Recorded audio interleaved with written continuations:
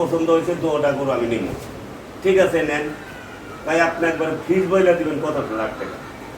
আমি বললাম তাহলে 50টা টাকা কম দেওয়া পারবেন না, 10 লক্ষ টাকা দাম নেবে।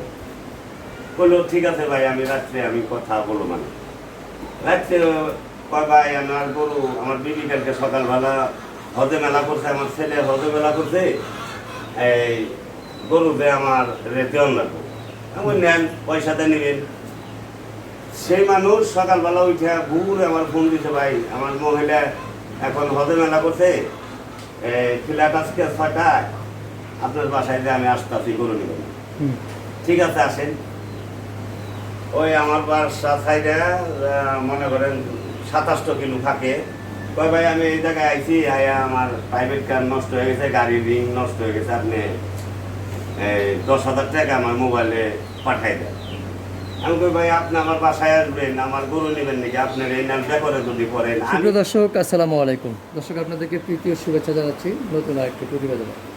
তো এটা বললেন যে 18 মণ শুধু মাংস হবে, শুধু মাংস হবে। তার লাইভ ওয়েট তাহলে আমার তো ধারণা তাহলে 27-28 মণ হতে পারে। হ্যাঁ, তো এই সাদা মানিকের আসন্ন কুরবানি উপলক্ষে কেমন দাম আশা করতেছেন? সাদা মানিকের ভাই এখন আমি একটা আশা করতেছি, এখন ভাগ্য আল্লাহ কি রাখছে, কোন কাস্টমারের ভাগ্যে এটা কুরবানি রাখছে, আমি একটা আশা করতেছি যে ভাই 7 লক্ষ টাকা। 7 লক্ষ টাকা চাওয়া। চাওয়া। এখন তারপরে আলোচনার সাক্ষীতে আলোচনার মাধ্যমে মনে করেন যে কম বেশায় কইরে কথাবার্তা কইরে নিব। আর যদি কোনো ভাইয়ে নেয় দেয়, এই অবস্থায় আইসা গরু দেখে বাইনাবারটা করে থুয়ে দেবো। আমি তার কুরবানির ঈদের দিন হোক, ঈদের আগের দিন হোক, তার বাসায় আমি গাড়িতে করে দিয়ে আসবো। তাতে আমার একটু ভালো হইলো, কারণ গরুটা আমার পালের গরু, গরুটা আমার বাসার। পরে মনে করেন হাটে বাজারে বা কোনাখানে নিলে আমার কষ্টে ওটা আমার সহ্য হইব না। আর যদি আমি ডাইরেক্ট কোনো ভাইয়ের বাসায় নিয়ে যাইতে পারি, তাহলে আমার খুব ভালো লাগবে। আচ্ছা, তার মানে সে পর্যন্ত লালন পালন করে দেবেন, কোনো খরচাপাতি নেবেন কোনো না, খরচাপাতি লাগবে না। পৌঁছে দেওয়ার খরচাও নেবেন না? না, পয়সা দেওয়ার খরচাটা দিব। আচ্ছা, আমি যে খাদ্য খাওয়াবো, আমার কোনো খরচা লাগবে না। তার মধ্যে আমরা আরেকটা কথা ভাইয়েরা বলতে পারে, দেখ বাইনা করলাম গরু কাবু হয়ে যাবো। আমাকে গরুর পেটে যদি কিনে খাইলা থাকে, আমাকে পেট কোনোদিন ভরা থাকবো না। গরুর পেট ভরা থাকবো, আমাকে পেট খাইলা থাকবো। আচ্ছা। কিন্তু গরুরে আমরা গরুর মতন মনে করি। সেলিম ভাই, আরেকটা কথা জানতে চাই, সেটা হলো যেহেতু বললেন যে এখন কেউ বায়নাপত্র দিয়ে গেলে ঈদ পর্যন্ত লালন পালন করে দেবেন, হ্যাঁ, বায়না করে দেওয়ার পরে যদি আল্লাহ না করুক, যদি কোনো দুর্ঘটনা ঘটে, তার টাকা ঘুরাই দেবো। আচ্ছা, তার তার মানে টাকা ডাইরেক্ট ঘুরাই দেবো। সব দায়ভার আপনার? সব দায় পায় আপনি। সে সুস্থটা কিনলো, তারা আচ্ছা। অসুস্থটা দেবো কেন নিবে? আর সেটাই। সে একটা হালাল পথের দিকে নিব, তাহলে আমি অসুস্থটা মিথ্যা কথা কয়ে দিব, সমস্ত পাপটা তো আমার হইব। আমি ওটা চাই না। সে কিনবো সুস্থটা, আল্লাহ পাক জানি তারা দিবারও দেয় আমার সুস্থটা। যাক, খুবই ভালো লাগলো এই কথাটা শুনে। দর্শক, আমার খুব ভালো লেগেছে, জানি না আপনাদের কেমন লাগছে, অবশ্যই ভালো লাগবে। তো সুন্দর কথা সে বলেছে, সে সুস্থ জিনিস দেখে বায়না দিলে সুস্থ জিনিসই সে পাবে। যদি অন্যথায় কোনো দুর্ঘটনা ঘটে, তাহলে তাকে টাকা ফেরত দেওয়া হবে।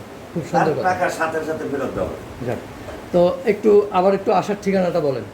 আমার আসার ঠিকানা যদি কিনা ঢাকা হইয়া কেউ আসে, তাইলে মনে করবেন যে সিঙ্গার মানিকগঞ্জের রুট আছে হেমাদপুর আইসা সিঙ্গার বাইনা লাগবো। যে কোনো চেন দিতে যদি আসে, লোকালে যদি আসে, তাহলে চেন দিতে আসবো। আর যদি কিনা মনে করেন যে গাড়িতে আছে, বাসে আসে, তাইলে যে একটা বাস আছে, বাসটার নাম হলো শুকতারা। হ্যাঁ, শুকতারা বাসে গাবতুলি ডাইরেক্ট আমাকে বাসার সামনে আসে। আচ্ছা। আর যদি প্রাইভেট কার নিয়ে আসে, তাহলে তো মনে করেন যে হেমাদপুর দেয় ডাইরেক্ট আসবো। সিঙ্গার বাইনার হেমাদপুর গেলে মাত্র 15 মিনিট লাগবে। আর যদি মানিকগঞ্জ দিয়ে আসে, তাহলে মানিকগঞ্জ গেলে মাত্র মনে করেন যে 15 মিনিট লাগবে আমার বাসায় আইতে। মানিকগঞ্জ আসবো, আইসা যদি লোকাল আসে, তাহলে মনে করেন হেমাদপুর ট্রেন দিতে আসবো। আর যদি ডাইরেক্ট গাড়ি নিয়ে আসে, মনে করেন 15 মিনিট লাগবে আমার বাসায় এসে সেলিম ভাইয়ের নাম বললে। হ্যাঁ, তারপর তো আমার মোবাইলের নাম্বার সবসময় খোলা আছে।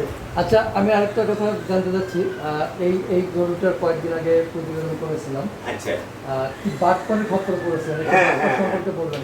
আর ওটার কথা বললেন না। একবার পরে বলছে আপনার ওই এটা থেকে ভাই আমার গরু দেখে খুব পছন্দ হয়েছে, তো ওটা গরু আমি নিব। ঠিক আছে নেন ভাই, আপনি একবার ফিস বইলে দিবেন কত লাখ টাকা। আমি বললাম তাহলে 50টা টাকা কম দেওয়া পারবেন না, 10 লক্ষ টাকা দাম নেবে।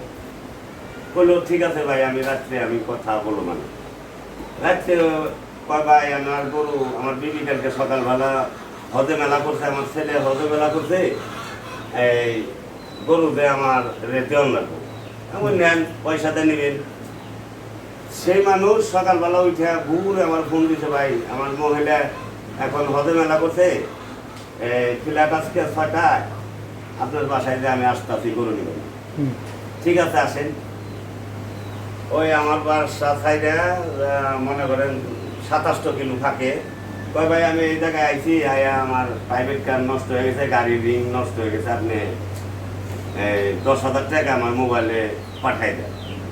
আমি কই ভাই আপনি আমার বাসায় আসবেন, আমার গরু নেবেন নাকি, আপনার এই নাম ব্যাপারে যদি করেন আমি নিজে আসি। কয় না। তারপর তো তারা ওইভাবে না রাইখে আমি মনে করেন হুন্ডা টান্ডা চলে গেলাম। চলে যায় দেখি যে হ্যাঁ জায়গায় হ্যাঁ নাই। সে জায়গায় তারা ফোন দিলেন, কই আপনি? কয় ভাই আমি অন্য জায়গায় আইছি, আপনি আমার বিশ্বাস করলেন না, আপনি আমার আমি যে জায়গাটা ঠিকানা দিছি জয়মন্ডপ, আপনি সেই জয়মন্ডপে গেছেন, আপনি আমার বিশ্বাস করলেন না। আমি কই ভাই আপনার আমি কি বিশ্বাস করুন? কেউ কি গরু আলাইকে আপনাকে ঘুরা কেউ টেকা দেয়? আপনি বিপদে পড়ছেন না, আপনি আমার বলছেন, আমি আপনার কাছে ছুটে আইছি আপনার উদ্ধার করার নিয়ে। আপনার মোবাইলে আমি টাকা দিবেন আমাকে, এর লিগে মনে করেন অনেক প্রতারণা করেছেন। প্রিয় দর্শক, আপনাদের জ্ঞাতার্থে বলতেছি বা খামারি ভাইদের জ্ঞাতার্থে বলতেছি, বাটপার থেকে সাবধান। আমাদের দেশে বাটপারে ভরে গেছে, দেখেন কত ধরনের বাটপার থাকতে সব পারে। ধরনের দেখেন, এমন একটা জিনিস আমাকে মুসলমানের হক, পবিত্র জিনিস, সেইটা এই কিরাকাইটা তার মধ্যে আমার গরু ই করছে, যে কত বড় বাটপার হতে পারে যে হজে গিয়েছে, হজে যাবে, হজে হ্যাঁ? যাবে। আর ওই বাটপারে বলছে যে আমি 5 বার করে হজ করছি।